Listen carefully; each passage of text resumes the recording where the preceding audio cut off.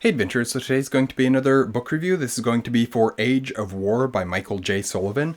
This is high fantasy, epic fantasy, generic fantasy. It's just very much a lot of the same subgenres that go along with high fantasy, generic fantasy, etc.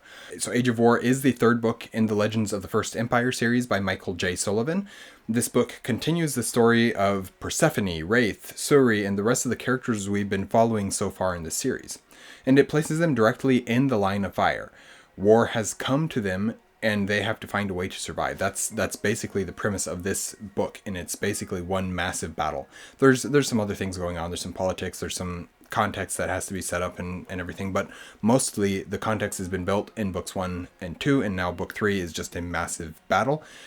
And not the final battle. There's still 3 more books in this series, but it is a massive, important battle that deals with a lot of things. Before I get on into the rest of this review, I'd just quickly like to say welcome to an Erudite adventure. I'm T. If you're liking what you're seeing from us, please like, comment, and subscribe, and we will get right into this. So this series has been very strange to me in a lot of ways. It's not like it's bad. I don't want to say it's bad because I don't think that it is, but it's always felt like a prequel, and that really doesn't change with this book. However, there's still a lot of good in this book. I've mentioned in the past reviews for this series how I simultaneously find it really cool how Sullivan tells the story of how things start and are discovered or created as an almost like prehistoric story, where it's set before modern history, essentially, before people have started making advancements in science and technology. And I'm not talking about like modern day technology with cell phones and etc. I'm talking about just like the basic everyday things that everybody uses. Wheels, mills, etc., whatever it might be, things like that are just very primitive technology, or to us seem very primitive, but to them they don't exist yet, and so they have to create them. And so it's kind of that early, basically prehistoric type of setting, and I find that that's simultaneously cool how Sullivan is able to do that. However, at the same time, it feels very forced and unnatural, and like too many things are happening at the same time or in short order. Like one thing is created, then the next thing is created, then another thing is created, then another thing is created, and it's just like one discovery after the next. And a lot of times they're not even related, they're not even closely related, but then they come up with words for them, and the way that they come up with words for them, it's just it feels really forced a lot of the time. That continues here in book 3, but is also used in some interesting ways. There's some interesting things that happen because of that, because they're things like now they're able to create armor, now they're able to create steel. Yeah, I think it's steel. I don't remember. Maybe it's just bronze. I don't remember. That's not important.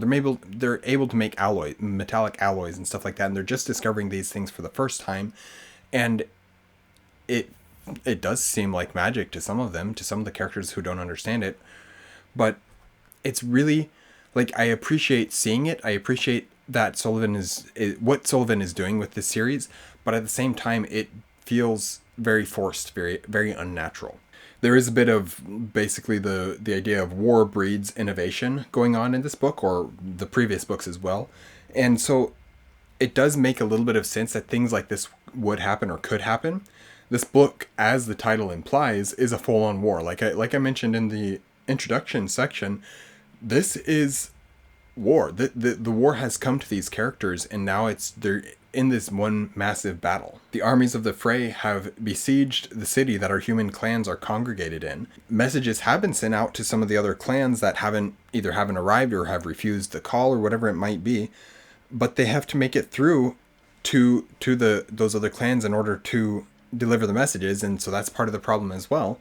But there are also crazy displays of magic, which are I'll absolutely admit they're cool to see, and to see how they're done, see what makes up. So I actually really like the art, which is their term for magic in this world. Is when, I mean, the characters who don't understand it call it magic, but the characters who wield it say it's the art. And the way it's described, I feel like Sullivan does a really good job as describing it from an artist's perspective, from an artistry perspective.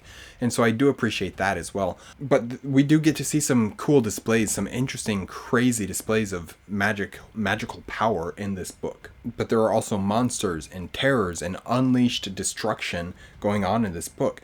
Those fantasy aspects have always been the highlight of these books, of this series by Sullivan. I have found each time when I'm reading one of these books that those more mystical aspects are the parts that I find the most interesting. Things like the tree in book 1, the book 2 with the, I can't remember what it's called, but basically the summoned demon monster.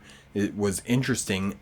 Not that I love it, but it's interesting. And then there's more stuff like that that's directly tied into the magical and mystical elements of this story in book 3 that I find are the most interesting of this and most compelling of this story. I don't feel like Sullivan's take on fantasy races is my favorite, meaning elves, dwarves, etc.